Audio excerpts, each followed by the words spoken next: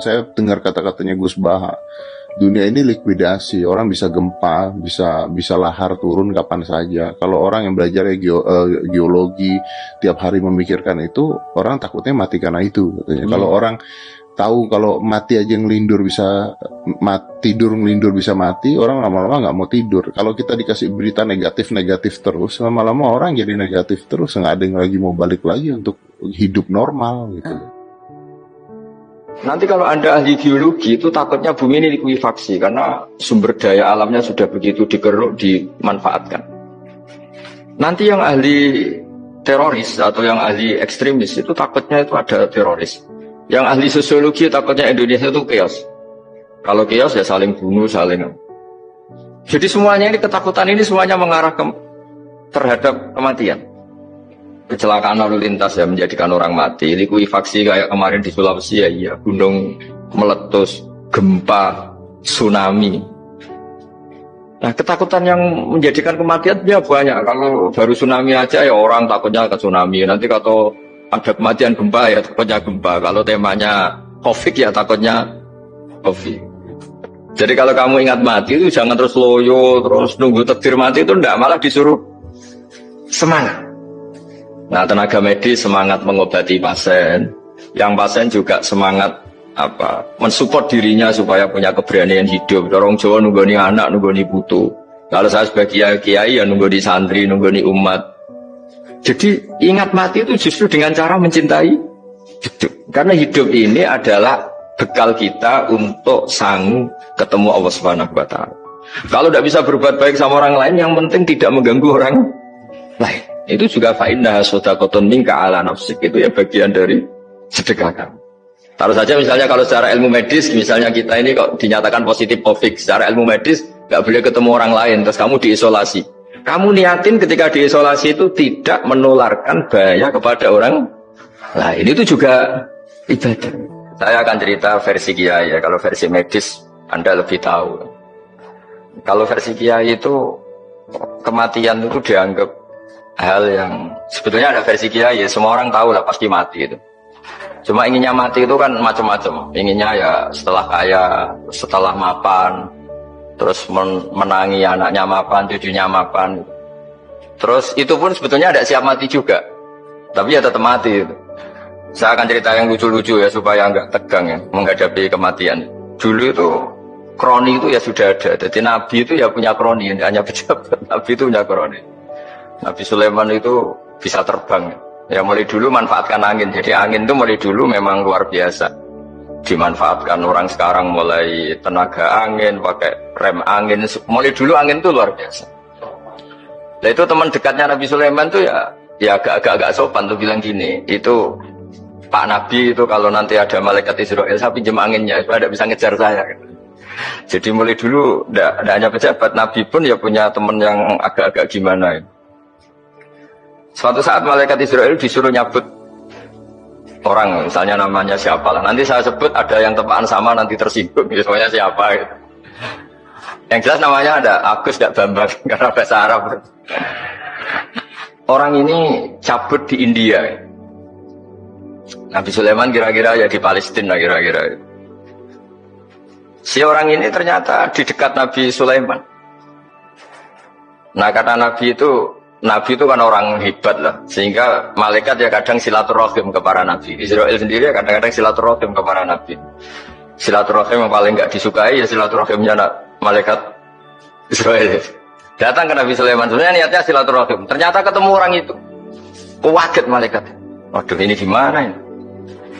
Kok saya disuruh nyabut di India, kok orangnya di Palestina? Nabi Sulaiman kira-kira di kawasan Palestina, di wilayah yang katanya Israel itu. Kaget malaikat ini katanya disuruh nyabut di India kok ada di sini.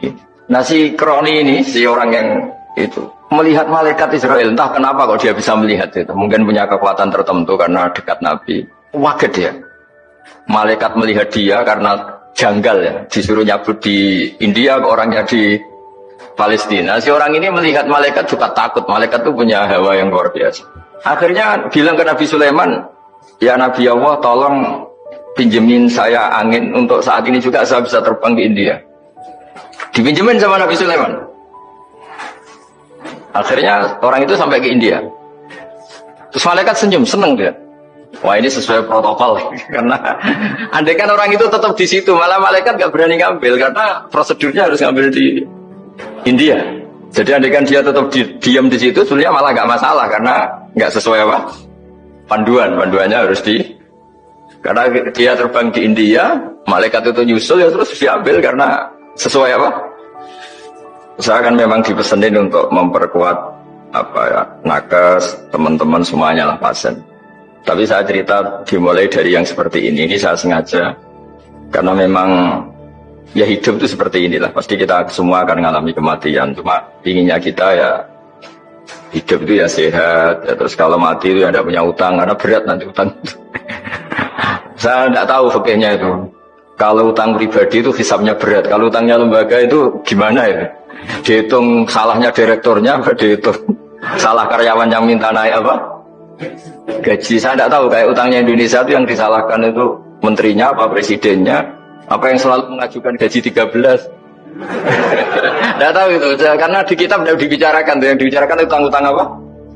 Nah singkat cerita itu kalau ngadepin kematian atau sebenarnya yang ngadepin kehidupan juga kita ini. Inna sholati wa nusuki wa mahyaya wa mamati lillahi rabbil alamin. Saya bicara ilmunya Kiai. Misalnya si A itu sebenarnya sudah ditulis dia mati karena kecelakaan. Yang satu ditulis mati karena sepuh, karena tua. Yang satu mati karena tersedak, yang satu mati karena ngelindur. Mungkin yang satu mati karena tenggelam. Laqad kunta fi ghaflatin min hadza fakashafna ankal ghita'aka fabasarukal yauma hadid. Manusia ketika di dunia itu dianggap tidur. Tidur itu dengan tanda kutip itu bodoh. Bodoh itu tidak tahu. Fakashafna angkal ghita'aka. Nanti setelah kamu mati itu pinter. Tapi ketika Anda pinter sudah meninggal, sudah tidak bisa memperbaiki kesalahan-kesalahan kita. Nah di sini saya ingin mengingatkan apapun kondisi kita yang jelas itu ingat selalu kepada Allah Subhanahu wa taala. Caranya ingat gimana? Kata Nabi, kamu bayangkan musibah yang lebih ekstrim, kamu akan tahu yang kamu alami itu ahwan wa aisar. Yang kamu alami itu ringan sekali. Ringan seringan-ringannya. Saya beri contoh ya, kalau Anda belajar misalnya orang ahli meteor, ahli apalah, ahli perbintangan. Ketakutannya pasti benda langit ini jatuh kemudian menimpa bumi. Nah, ketakutan yang menjadikan kematian dia banyak. Kalau baru tsunami aja ya orang takutnya ke tsunami. Nanti kalau ada kematian gempa ya takutnya gempa. Kalau temanya COVID ya takutnya COVID. Terus kalau ada tetangga mati karena ngelindur ya baru gue nak turu hati-hati nggak nak mati ngelindur. Nah masalahnya kan kita nggak tahunya itu. Ya tadi takutnya COVID ternyata catatannya itu mati kecelakaan. Takutnya kecelakaan ternyata matinya itu ngelindur. Kan kita tidak pernah tahu. Dari tidak pernah tahu itu kemudian agama datang dengan anjuran sudahlah kamu tawakal bahwa semua urusan kamu di tangan Allah Subhanahu wa taala. Inna sholati wa nusuki wa mahyaya wa mamati lillahi rabbil alamin la syarikalah. Yes, ibadah kita, sholat kita, hidup kita, mati kita semua di tangan Allah Subhanahu wa taala. Sehingga dengan berpikir begini ini melihat COVID itu ya kayak melihat potensi kematian yang lain kayak karena gempa, likuifaksi, kecelakaan, karena ngelindur, karena macam-macam. Kenapa saya membuat menyarankan ya supaya orang berpikir demikian, supaya bersyukur bahwa kita ini dihimpit, disekelilingi penyebab kematian tadi. Kalau kita ahli meteorologi mungkin takutnya itu asteroid jatuh, terus kemudian meteor jatuh yang nggak habis digesek oleh sistem alam, terus macam-macam. Yang ahli gempa juga takutnya gempa, yang ahli tsunami takutnya tsunami, yang ahli sosial takutnya Indonesia chaos, kemudian saling bunuh, saling dan sebagainya. Nah dengan keadaan seperti ini kita ini baik sekali. Bukan sekedar baik sekali. Kita tidak mengalami chaos sosial, kita tidak mengalami likuifaksi, kita tidak mengalami benturan benda langit di bumi kita. Karena itu sekali terjadi, bukan 1-2 lagi, tapi habis seluruh Indonesia, mungkin seluruh dunia. Nah di sini cara Allah membuat kita selalu bersyukur bahwa hal-hal itu tidak terjadi. Jadi ada sebuah ayat yang Allah selalu mengingatkan, Aamintum man fis sama ayakhsifa bikumul ardo fa idza hiya tamur. Kamu boleh sekali-kali berpikir Bumi ini justru potensinya itu likuifaksi, potensinya itu hancur karena di bawah itu ada magma, ada apa minyak, ada macam-macam. Ini kan di bawah ini kan ngerongkong cara Jawa itu karena diambilin terus. Pira-pira diambil ya ini ya ono masih bisa dipakai. Belum sistem bumi sendiri wafil arti kita mutajawirat, bumi sendiri itu berupa lempengan-lempengan. Setiap saat itu potensinya geser, sekali geser ya jadi gempa.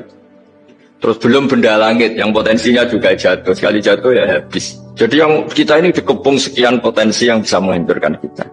Tapi nyatanya mulai Nabi Adam sampai sekarang tuh ada kehidupan, ada khayal. Sing Joko yang pengen payu rabi, mungkin sing wis payu rabi yang mbah kepengen mbah roh. Macam-macam lah. Tapi yang jelas itu wong dikepung kematian kok ya khayalnya masih tinggi gitu. Tapi ini saya cerita supaya orang Indonesia itu ngerti lah bahwa yang ngepung kita itu tidak hanya COVID. Ta'addadatil asbabu wal mautu wahidu. Sebab kematian bisa macam-macam, tapi kesimpulannya tetap saja namanya mati. Islam itu mengajarkan aksiru min dzikri hadhimil ladzat. Kamu harus banyak ingat mati.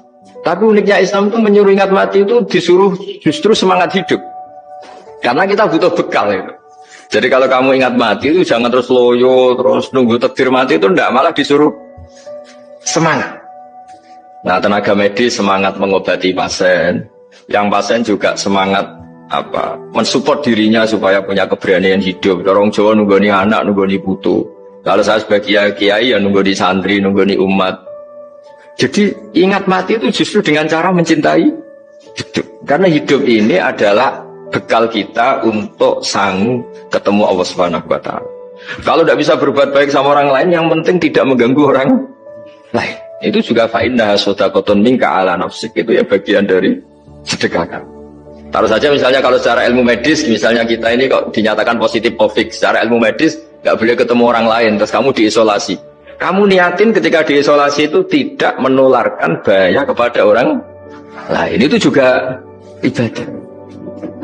Jadi ibadah itu gampang sekali, mudah sekali. Karena agama ini yuridu wa bikumul yusra wa la yuridu bikumul usra. Agama ini mudah bukan sulit.